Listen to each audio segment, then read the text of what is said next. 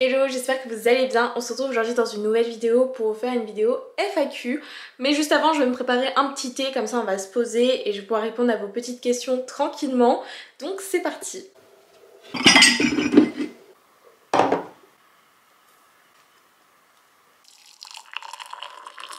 Ma petite infusion est prête, je vous invite aussi à prendre une petite boisson, je pense pas trop que la vidéo sera très longue mais comme ça on sera posés tous ensemble et c'est parti. Je vous ai demandé sur Instagram de me poser des questions pour pouvoir vous faire une vidéo FAQ, du coup si jamais vous ne me suivez pas sur Instagram n'hésitez pas à aller me suivre, c'est Life of Manu, voilà ça peut être vraiment intéressant parce que je poste régulièrement, il y a souvent des réels, des publications, je fais des stories quotidiennement et il se passe aussi beaucoup de choses, parfois on essaye de voir un peu les vidéos que je pourrais vous proposer, donc si vous aussi vous voulez participer activement à l'évolution de cette chaîne, venez me rejoindre, ça me ferait vraiment plaisir et j'aime tellement Instagram que je suis vraiment tout le temps présente, même pour me poser des questions, n'hésitez pas. Là, principalement, le plus gros sujet, c'était de pouvoir parler un peu de ma vie maintenant parce que ça a changé comparé à l'année dernière.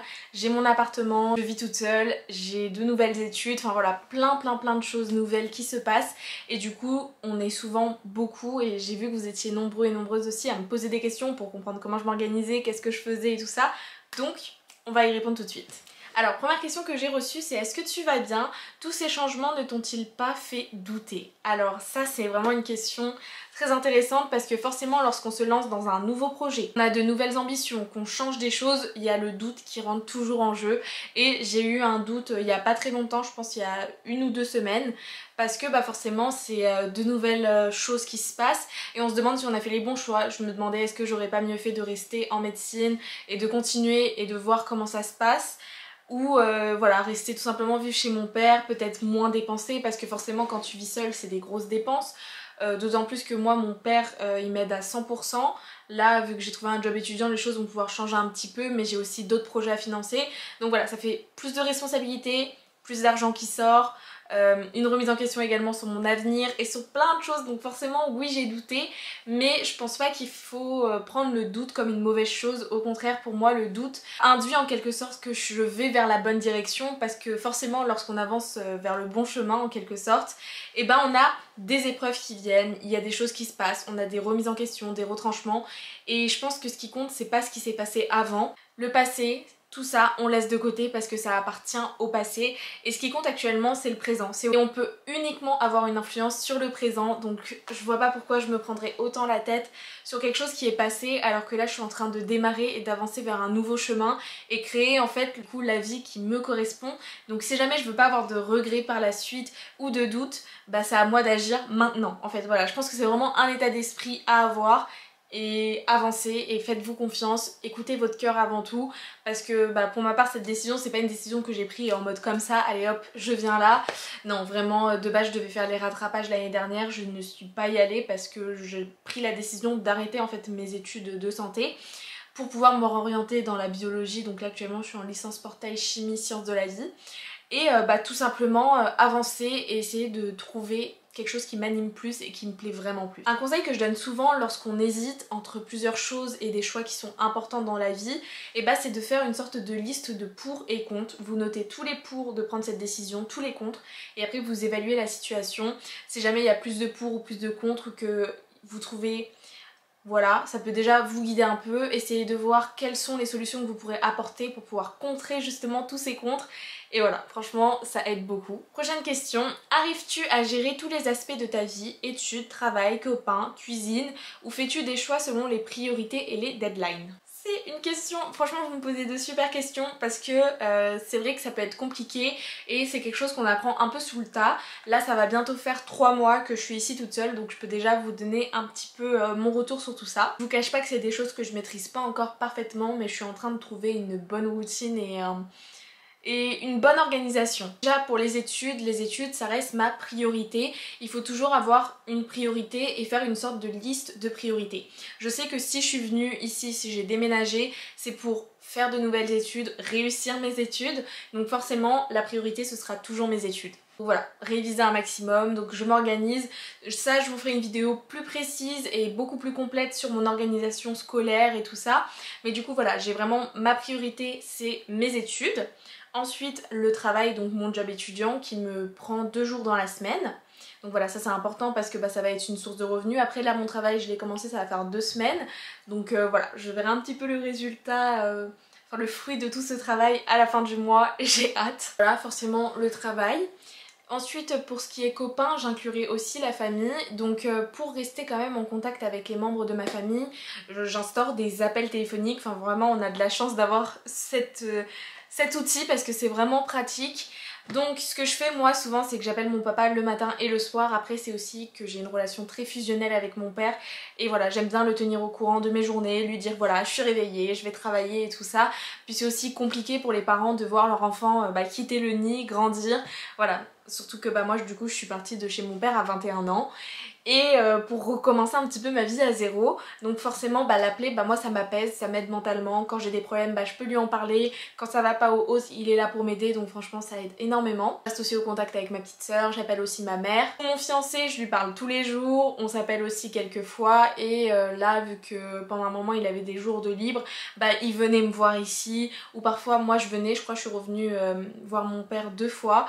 Donc voilà, après c'est une petite organisation. Là je serai bientôt en vacances et du coup bah, je vais partir bah, je pense 2-3 jours parce que j'ai qu'une semaine de vacances et je travaille en plus, bah, voir mon papa. Donc c'est vraiment essayer de trouver bah, des moments pour pouvoir accorder quand même du temps à votre famille parce que c'est important pour votre équilibre mental. Forcément vous êtes tout seul, donc si vous parlez à personne, je pense que ce sera encore plus compliqué et que vous aurez vraiment beaucoup de mal à surmonter cette épreuve. Parce qu'en fait quand on vit seul, on se rend compte qu'il y a beaucoup de choses à gérer, des choses qu'on n'apprend pas forcément à l'école, des choses qu'on n'imaginais même pas. Donc voilà, moi je me rendais pas compte de ce que c'était d'entretenir une maison, de devoir tout gérer, être ponctuel sur les factures, sur l'électricité, sur la box internet, parce que du coup j'ai une box internet, le forfait téléphonique, enfin voilà, il y a plein de choses. Et si t'es là tout seul, c'est vraiment très compliqué. Et si t'as de la chance et la chance d'avoir un entourage pour t'aider, appuie-toi dessus un maximum, franchement vraiment. Pour la cuisine, bah je cuisine à peu près tous les jours. J'avoue que là ces derniers temps j'avais un peu de mal et je mangeais souvent dehors. Mais sinon j'essaye de gérer ça un maximum. Je fais pas non plus des repas gastronomiques, soyons honnêtes, mais j'achète en sorte d'avoir ce qu'il faut pour une longue durée. Donc des boîtes de conserve, des pâtes, du riz, franchement vos meilleurs amis. Et toujours un petit peu de viande, donc des petits cordons bleus, des saucisses, du steak, des escalopes, des filets de poulet, enfin vraiment ce que vous voulez. Mais pensez à varier, prendre aussi des légumes. Là par exemple j'ai racheté des soupes parce qu'il va recommencer à faire froid. Donc vraiment toutes ces choses là à réfléchir, à prévoir. Essayez de vous instaurer un budget pour chaque chose parce que forcément l'argent rentre énormément en jeu quand on est tout seul. Donc voilà. Je pense que c'est une organisation sur tout ça. Et du coup bah oui, j'ai ma liste de priorités. Et bah souvent les deadlines, bah ça c'est plus pour l'école. Donc oui, je les suis un maximum. En vrai je pense que c'est une organisation, une gestion de vos priorités. Et après les choses elles vont s'actionner au fur et à mesure. Prochaine question. Tu ne t'ennuies pas trop le soir? Je vais vivre seule au mois d'octobre. Alors du coup là on est déjà en octobre, donc je pense que tu as commencé à vivre toute seule. Et j'espère que ça se passe bien, que tu te sens pas trop seule. Du coup moi pour ma part ça va, franchement je me sens pas seule du tout. Parce que j'ai ce côté aussi, le fait du pourquoi du comment j'ai voulu aussi vivre toute seule. Enfin même si j'étais restée dans mes études en santé, j'avais envie et j'avais pour ambition de prendre un appartement parce que justement j'avais besoin de cette indépendance, j'avais besoin d'être dans ma tranquillité, dans ma bulle, de me gérer toute seule et d'être voilà, assez seule. Et moi c'est pas quelque chose qui me dérange vraiment d'être seule le soir, au contraire je me sens très bien, je m'installe de mieux en mieux dans ce mode de vie et je suis trop bien, je vous cache pas. Mais voilà, franchement je pense qu'il faut pas s'inquiéter sur ça, il y a les séries, il y a les devoirs. Tu peux aussi sortir avec des amis, enfin vraiment il n'y a rien qui te bloque et qui te force à rester réellement tout seul, cloisonné chez toi. Une autre question qui est un peu en lien avec la précédente, c'est est-ce que tu as peur d'être seule lorsque tu seras malade?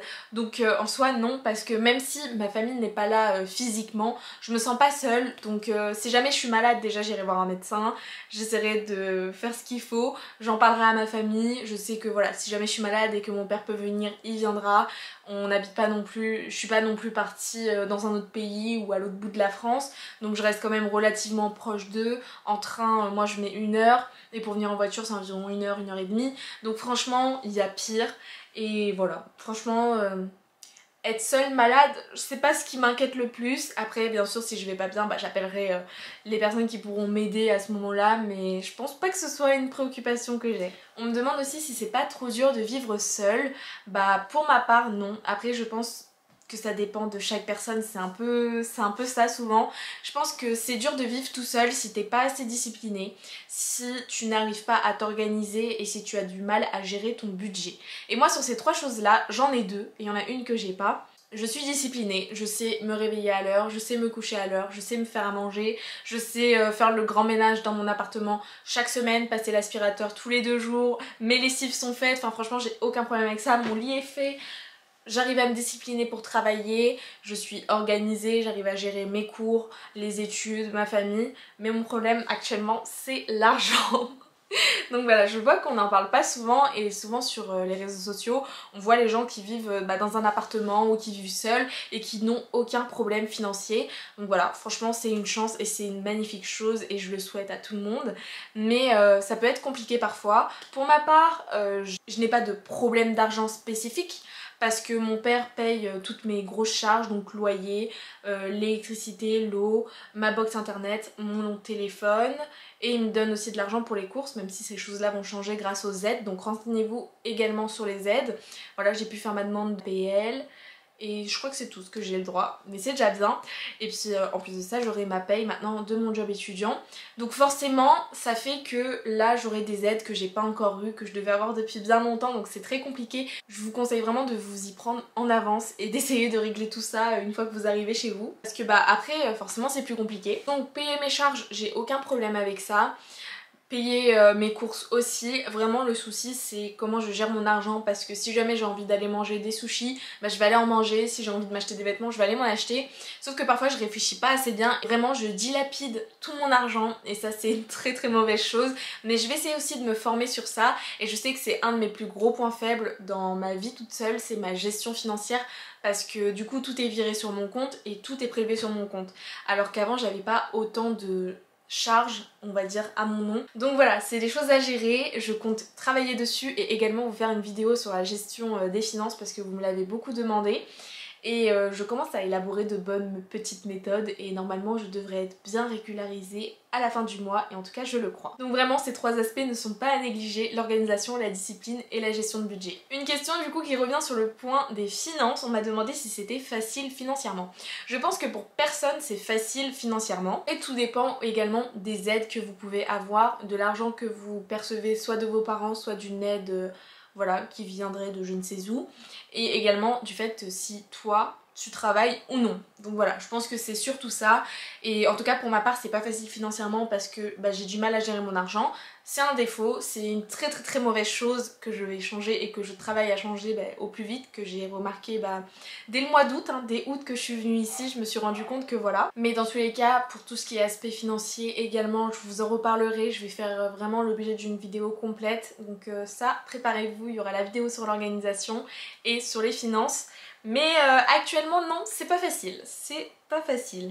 Ensuite on me demande, est-ce que ça t'a fait bizarre d'être sans ta famille? Et pour être honnête, oui, parce que moi je suis vraiment très famille et ça fait bizarre. Par exemple quand j'étais chez mon père, j'avais énormément besoin d'amour et d'affection et j'en ai toujours autant besoin, et du coup j'allais régulièrement par exemple voir ma petite soeur, lui faire des câlins, lui faire des bisous, pareil avec mon papa, ma maman aussi quand je la voyais, enfin mes proches, j'ai besoin d'être proche d'eux, ou d'appeler ma soeur parfois pour lui dire viens on se regarde un film, sauf que là parfois j'ai des pulsions, je me dis oh j'aimerais bien aller regarder un truc avec ma soeur, et en fait ma soeur elle est pas là.